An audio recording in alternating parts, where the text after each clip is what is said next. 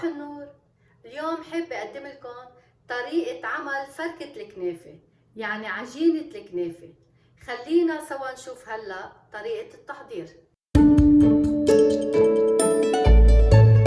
لي أعمل فركة الكنافة بحاجة لكبايتين سميدة فرخة سمولينا رقم 1، بحاجة لنص كباية طحين عادي، بحاجة ل3/4 الكوب سمن حيواني. أنا السمن جبت باكيت زبدة، هذا هو النوع.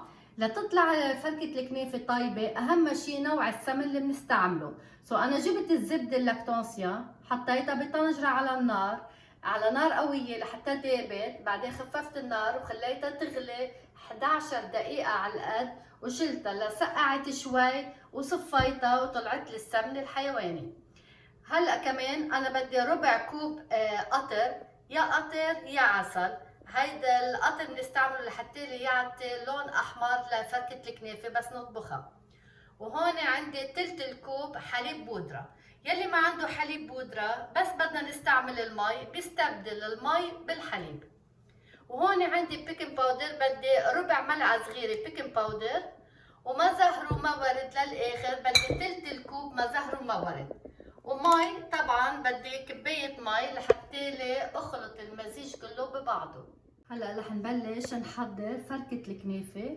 اول شي هيدي السميدة الناعمة رقم 1 سيمولينا رقم 1، والطحين.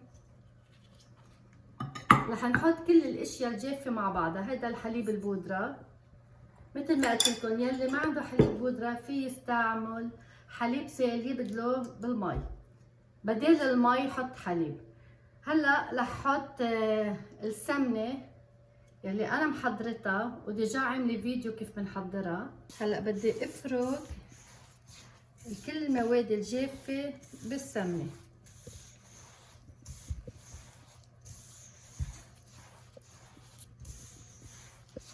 اتاكد انه كلهم تشربوا السمنه. هلا فركت الكل بالسمنه، بدي احط بيكنج باودر ربع ملعقة صغيرة، بفركهم كلهم ببعضهم.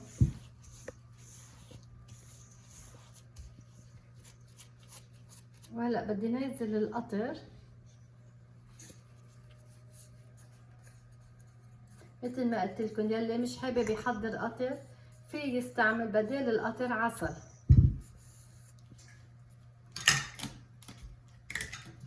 هلا بدي احط كباية مي،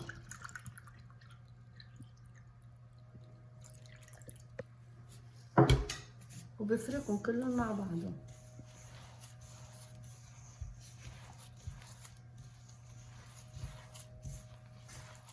هلا بالنسبة للقطر انا ديجا عاملة فيديو كيف بحضر القطر، بس لإلكن على السريع كيف عملته. 3 كبايات سكر، كباية ونص مي، نص ملعقة صغيرة عصير حامض الطبيعي.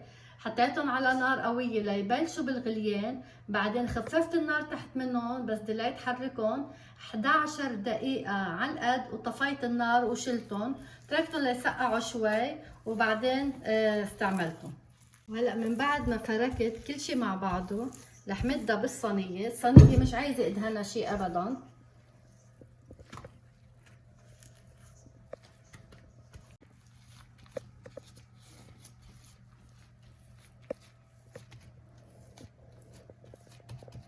انا هلا رح ادخلها على الفرن على الرف رقم 2 من تحت على درجة الحرارة 380 فهرنهايت. ما بدي حمر العجينة بس بدي اياها تنشف. بس حسها نشفت بشيلها من الفرن. هلا بقشعكم اياها. وهلا مديت فركة الكنافة بالصينية لاخبزها بالفرن. مديتها من بعد ما مديتها نقشتها شوي بصبيعي هيك. وهلا حمي عند الفرن، لازم دخل الصينيه على الفرن. انا رح صوركم الفرن لاشعكم اي درجه على اي رف حطيتها. رقم 2 من تحت. هلا بتاخد بالفرن بين 25 دقيقه و30 دقيقه. خلصت خبز فركه الكنافه، حطيتها بالفرن 25 دقيقه. للحقيقه ما بدها 25 دقيقه، كان بدها 20 دقيقه لان عطت شوي لون احمر. انا ما كان بدي احمرها بس التهيت عنها. هلا رح اتركها لتسقع منيح وبدي ارجع اطحنها. هلا بدي كسرها شقف صغيره، هي بعدها شوي طريه اذا بتشوفوها كيف هي، بس لما بتسقع رح تصير مثل البسكوت. هلا من بعد ربع ساعة نطرتها لحتى سقعت وكسرتها مثل ما شايفين شقف صغيرة، وهلا بدي بلش بطحنها. هي بعدها شوي صغيرة فاترة، كتير منيح لأطحنها هيك.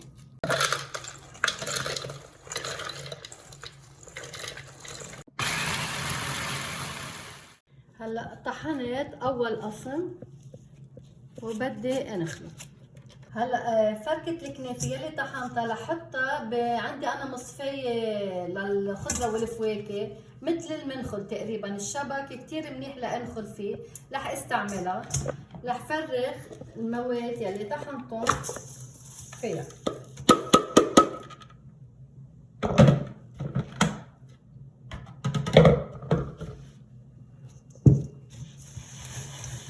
وبفركهم بهالشكل هيدا بايدي.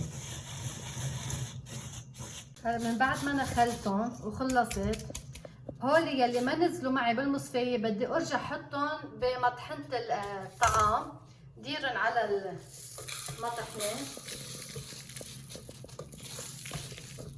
وبزيد فوق منهم يلي بعد ما طحنتهم.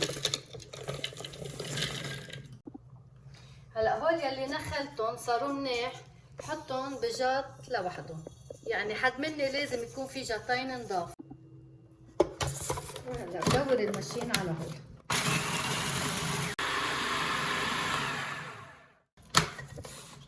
من بعد ما حسيت على المكنه طحنتهم منيح، رح شيلهم لانخلهم.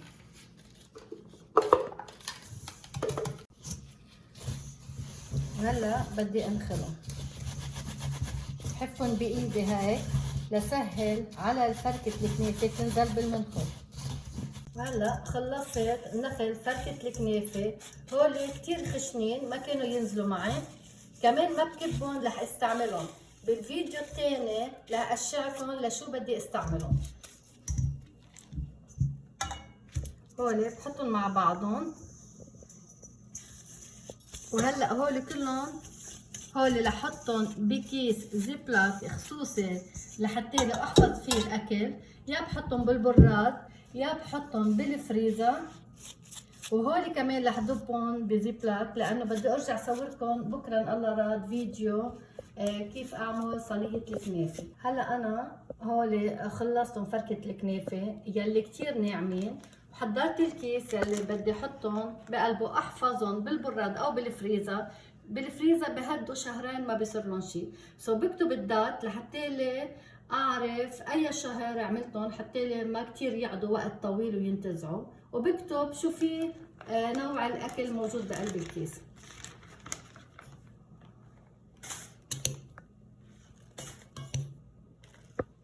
هلا ضبيت فركة الكنافة بالكيس الكبير حطيت فركة الكنافة الناعمة يلي هي عجينة الكنافة، وبكيس الصغير حطيت فركة الكنافة يلي ما نزلوا من المنخل الخشنين. وبكره بس اعمل صينية الكنافة رح اشعكم هول لشو بستعملهم. وهيك بكون حضرت فركة الكنافة، وبتمنى انتو كمان تحضروا فركة الكنافة لحتى نعمل صينية الكنافة بالجبنة على الطريقة الأصلية النابلسية مع بعضنا. ميرسي كتير لأنكم حضرتوا الفيديو. باي باي.